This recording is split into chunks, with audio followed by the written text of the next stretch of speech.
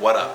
So it's my first day and I'm waiting for my trainer or team leader, whoever the guy is that I'm riding with, to get here, and I'm kind of curious if I should start trying to prepare the truck or wait for him to walk me through it.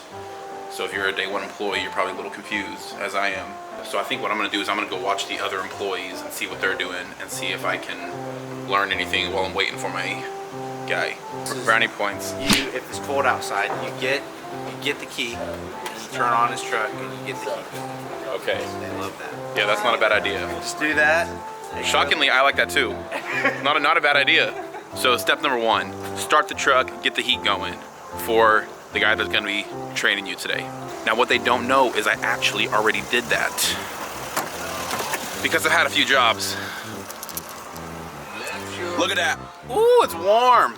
So check one, start the car, make sure it's all warmed up. There you go. Step two, check the weather when you wake up. What am I doing? I'm wearing shorts.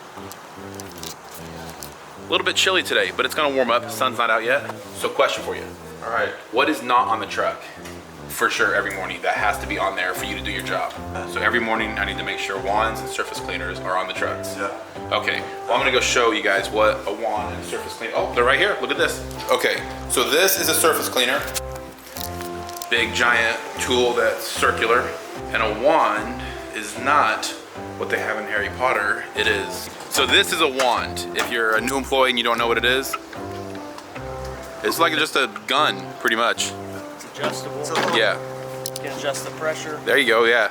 Every morning on the trucks, you're gonna have to put your surface cleaners and your wands on the truck.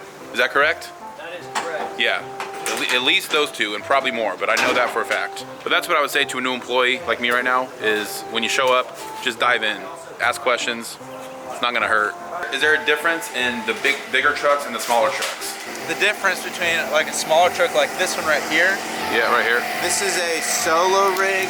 It's like a skid version, so you can actually take a forklift and pull this whole system out of the truck and put it into the truck, which is pretty awesome. The whole rig? Yeah, so obviously everything's mounted, but it's double the capacity, so you've got two machines on each truck. A 500-gallon water tank, so if you have a job that you need water on, they don't have water access there. You just fill up that tank and you've got plenty of water for the whole job. So the two tanks we have, how many is this? So this is I want to say it's a 120 gallon chemical tank. Okay. And a 500-gallon water tank. Okay, gotcha. My first day, I'm on the big truck, which is exciting. I've already broke down the two things that are always necessary, which is the wands and the surface cleaners. So before you leave for the day, so like when you come back, you'll actually prep your truck for the next day. So you'll end up filling up your chemical tank back up to the level that you had it originally. That way when you come in, all you have to do is the wands and surface cleaners, double check those. The checklist, I don't know if you guys have done that yet, but just go through, check off all of your equipment, and then you're ready to go. Okay, so there's a standard checklist, which is always nice for a new employee because I'm sure you're not gonna remember every single thing they tell you. Also, if you're new, you might relate to this. I do not have a Browns hoodie, so don't feel too out of place if you don't have all the right attire. I'm sure they will take care of you eventually. It's just part of being new. All right, so the truck is loaded and we just jump in and get to our first job site. All right, so I'm in the if you're a newbie, you're in the truck probably with a truck manager. Mine is Josh Lee. My first day, so I really don't know all the details, but I'm sure he's looking at his phone right now. We have an app called House Call Pro. House Call Pro, and he's probably checking that to see where the house is, what the job is, and where to go. And of course, after you find out the address, you just type it into Waze or Google Maps and you head that way. Just wanted to document the entire process. So the next clip is probably gonna be us arriving at the location. So before we arrive at the location, quick pit stop. Of course, you gotta get gas. So Josh Lee is telling me that you have to fill up what exactly? We fill up the truck, we top it off every morning, and then the fuel tank for the pressure washers, we also fill up, just to make sure that you're prepared for the day. Yeah, for sure. So every day, make sure you start the day off by filling up with gas. So if you run into any issues, you don't have to worry about running out of gas on the job and coming back. because that's a waste of time, and time is money. All right, next shot is gonna be at the location. We just arrived to the location. Now I'm following the truck manager up to the house to introduce ourselves if the customer is home. Hey, how's it going? Hey, I'm Josh. This is Reva. How you doing? We're fixing, I guess we're gonna clean the deck for you, is that right? Yeah, I'll back up. Okay, cool. Did you have any questions or anything before you get going? No, I don't think so. We've done it a few times with you guys before, so Okay. if you have any questions, I guess we're gonna take off for a few minutes. Yeah. But if we're not here and you have any questions, I guess just text me the number that you Okay. guys have been talking to. Okay, yeah, absolutely. So now we are walking around to the actual part of the house that we'll be cleaning just to check it out. I think Josh Lee said, you know, there's always a best way to do a job efficiently. So he's gonna show me how he breaks down looking at a job to make sure that we do it the most efficient way without wasting time. So whenever I get on a job, I try to look at all the possible things that could be damaged, Yeah.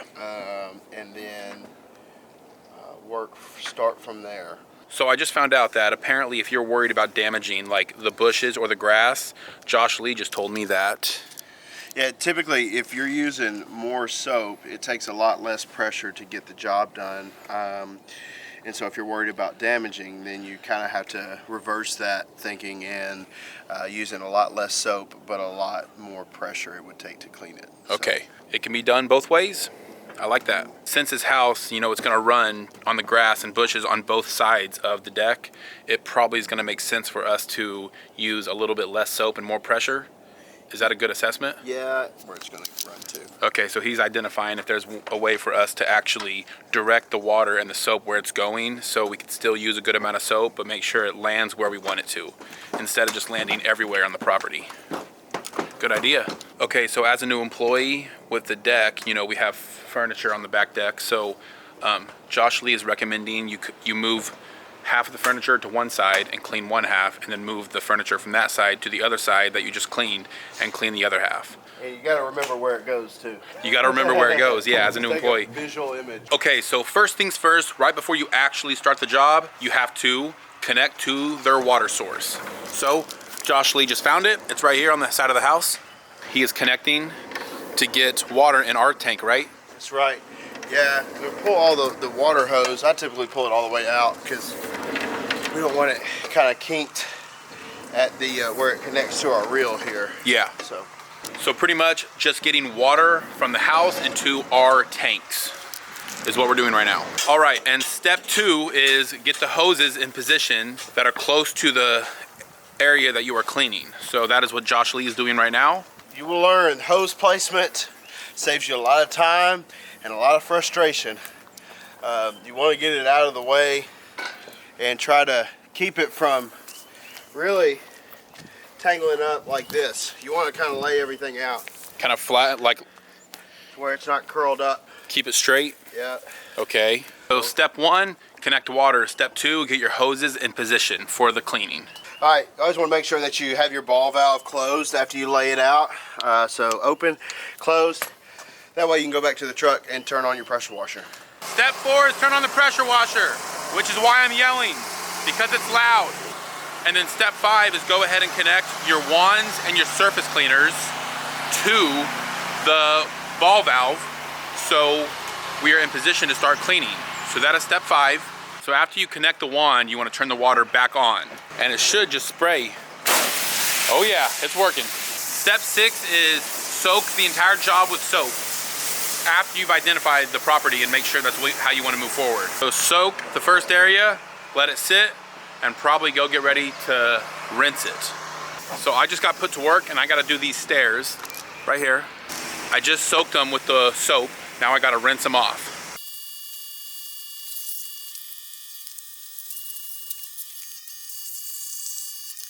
Okay, so now that I got that section of the deck soaked with soap, now I'm gonna turn it to the water and I'm gonna rinse it off and actually pressure wash. Okay, so I just switched it to water. So now the section that I just got soaked with soap, I'm going to actually pressure wash with water.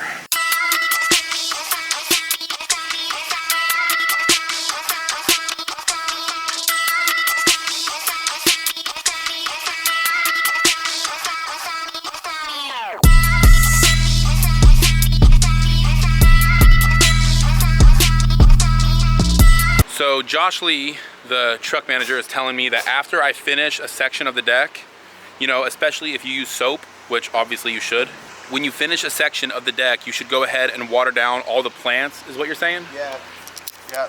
I would go ahead and usually I would always rinse all the areas that we just cleaned to get any extra debris that may have, you know, trickled on there after we cleaned it. And then also, as you're doing that, soak down any plants or any vegetation that is around the area that may have gotten overspray of soap on it.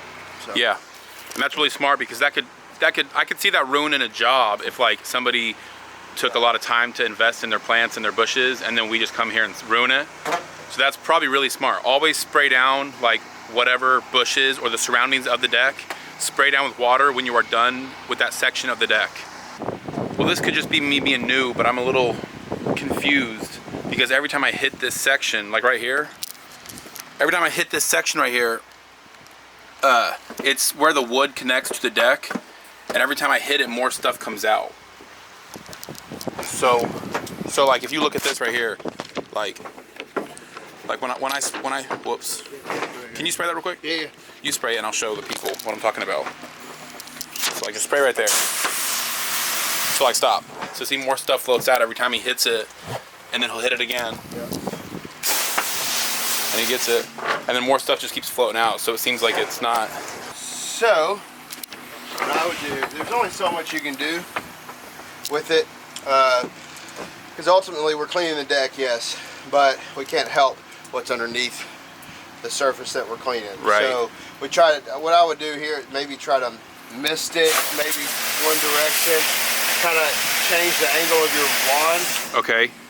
See how like trying to, Yeah. it helped not spraying directly into it, and then just kind of sweep out. Yeah, that's true, because even after a rain, it's going to have the same effect. Yeah, it's going to do it regardless. So it's not like we're going to get fully underneath the deck. There's no way. Okay. Well, that's something that if you're new, you might, if you're watching this video, you probably don't know that. So anytime it seems like the wood is directly connected to the deck, it seems like there's always just like, you know, muck and crap underneath there. That's something I'm noticing as a new employee, is like identifying what's actually like paint and like scratch versus what is dirt. Because there's certain spots like right here, that's kind of hard to tell, but that's actual, he just sprayed that. That's actual scratch. Yeah, and this looks like old paint here, or So, like, caulking. Right, so it's kind of hard to identify sometimes what exactly can come off the deck and what is just stuck there. Okay, so my first day on the job is complete. We're packing up right now. We just finished up wrapping up the hoses right here. Went ahead and double checked the house, make sure we knocked everything out. That's my first day. Hopefully this was helpful for any new employees. There's Reva's day one at Brownspressurewashing. First job complete. So I was just informed that this is the part of the show where We try to earn a review. get some reviews. So how do we do this? So we've got this thank your tech that we've set up to where customers can scan this code, and it is linked to our website. And so all they got to do is scan it with their camera, go to the website, and leave us a 5-star review. Awesome. So, and that is our goal on every job: 5-star reviews. So I guess a good incentive to get that 5-star review is make sure you do the job correctly. So if they ask to go look or something, they're very satisfied. Okay, so this is actually the last part of the job, which is where we leave the location and we go to what? So we have to go back to our House Call Pro House Call Pro. app, and you can go to the customer's section, the one that you just cleaned, go to their name, and finish the job. So Finish you have the to job. you have to hit finish.